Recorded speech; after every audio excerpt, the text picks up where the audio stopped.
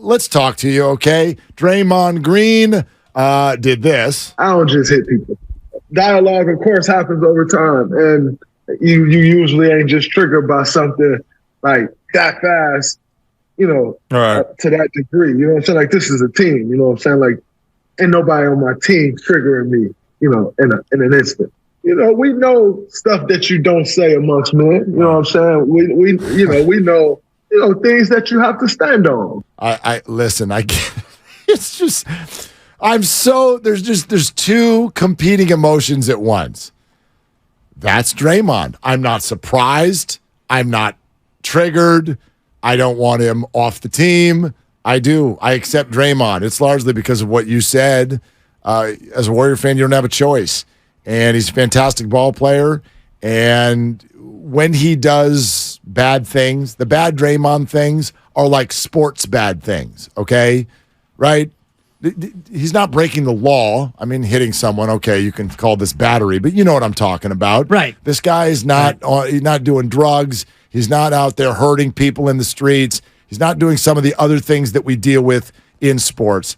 I accept Draymond Green. But there are certain moments when he talks where you go, oh my gosh, everybody's just going to lose their mind when you say that. There are things that we don't say amongst men. You mean the things that you always say to other men?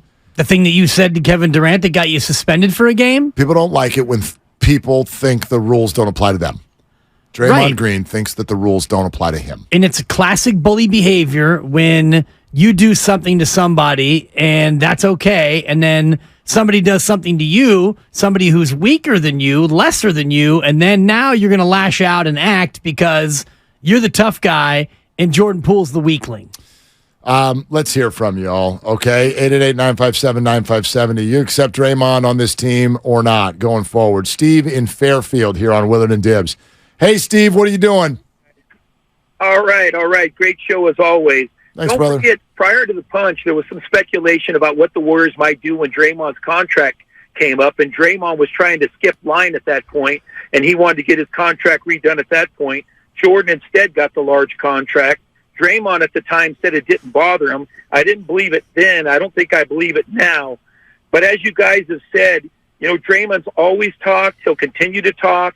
In fact, you're going to hear more from him because it's the whole thing where you do my podcast, I do yours. The pros just pass it around back and forth, the mic to each other. You're going to hear a lot more. But having said all of that, I'm a lifelong Warriors fan. I love the Warriors. Draymond's too valuable on the court. I just think, I totally accept Draymond. I have to say, I accept him. Yep. Yeah, Steve, I think you got a lot to say there that probably echoes the sentiments of a lot of Warriors fans. And you do say it with a chuckle. Because and this is what I mean by today is a day where I feel like it's much harder than normal to root for the Warriors. They are much less likable right now than they've been in the last 10 years. So you say it with a chuckle because there are portions of the Warriors right now where, as a fan, you almost feel guilty for being a fan. Well, it's Chris Paul first and foremost. Exactly. Put Draymond aside because all we've ever done as Warrior fans since they got to be pretty good, and I'm going back to 2013. I think that was the year that the Clippers beat the Warriors in 7. I was at my buddy Dana's house with Steiny, and the Clippers win. That's the last time Chris Paul got over on the Warriors, and ever since then, he was kind of their whipping boy, and it was oh so sweet to watch Steph cross him over and watch him fall, and Chris gets pouty face, and Chris flops, and all the rest of the things. We couldn't stand Chris Paul, and now, gulp, big swallow, Yep. He's a Warriors, and now we got to root for him. And Draymond has always been a player that has been polarizing because he does so many things, stupid technicals, senseless ejections, flail kicks to the nuts on Steven Adams, suspensions, but he's a winning player. And he's doing that to the other team. Right, not your own team. But sometimes he did it to the Warrior team. I mean, the Kevin Durant where he gets thing. Ejected. Yeah, a senseless ejection that immediately causes you to lose a game. But not attacking the other players on the team. Right. Whether that's he tried to attack his own coach. With words. I mean, with words. Yeah. I think. Well, depends on which reports you listen to. You know, it's an interesting exercise. Whenever somebody gets caught doing something, we always go, well, I mean, that's clearly not the only time they did it. It's just the only time they got caught. Yeah. You think Draymond's ever punched anybody else on the Warriors? They've clearly stated if they can keep it from us, they would. Right. So and we also heard David West say, all y'all don't know what we went through this year. You think he's ever punched a teammate before? I don't think so. Huh. No. And I'll think about which teammates. And there's no way he ever would punch Steph. And He would have punched Kevin. Oh, no, he would not have. No? No. Why? Because he's too good? He's too good. Yeah. Because Draymond's a bully. Too tall? He wouldn't punch David West. Oh, gosh. He could. He wouldn't punch Boogie Cousins. That's different. Kevin Durant is a twig. Right. But Kevin Durant is a made man. I mean, this is a dumb comment, but I'd take Draymond over Kevin Durant. No, but Kevin Durant is not weak. Kevin Durant is a baller. Kevin Durant is a great player. And he is a made man in the association. The organization. What a bully does is he picks on the small and the weak. I know, but he did pick on Kevin. He absolutely picked on Kevin. But he would never cross that line because Kevin Durant was vital to what Draymond wants more than to keep it real.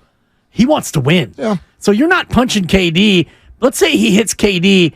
KD might break in two. I mean, he ran him out of town. But after he won 2 championships. Yeah, I see. The difference to me is this. Kevin's so good that the organization will react if you punch him. He called Kevin the B word and he got suspended. a game. Yes. They punched Jordan Poole and they're like, we'll see you tomorrow. Yeah, take a couple practices off. Take a breath. You at ring night. Take a breath. Everybody calm down. Okay, are we good? All right, we're good. Yeah, ring night's coming up. Elijah in Oakland. Hey, Elijah, you're on with Willie and Dibby. What are you doing? Oh, yeah. I mean, you guys are hitting all the obvious here that Draymond is a bully and a hypocrite and all of that. And, you know, that none of this is a good look, him arguing with Poole's dad and all of that. But, you know, where I got to disagree is when you're saying that he's still a winner on the court. Because I'm looking at it, the man can't guard the perimeter anymore. He can't guard big men in the post like he once could. He can't drive the lane. He could, you know, unless it's open, he can't hit a contested layup almost ever. You know, he's not an outside threat.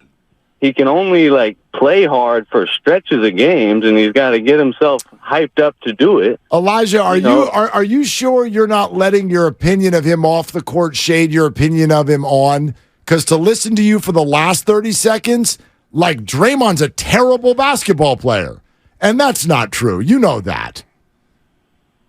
Can I answer? Yeah. No, see, for me, I mean, I've been a Warrior fan 30 years. I've been the biggest Draymond stan the whole time.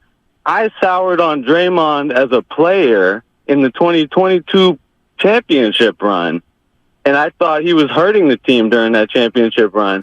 And to me, that is actually why the punch happened, because he knew he was declining, and he was listening to Poole, talking all that trash to him, and he was telling him the truth. I'm the future. You're declining. Yeah, Elijah, thanks. I wonder then why the organization feels the way it does.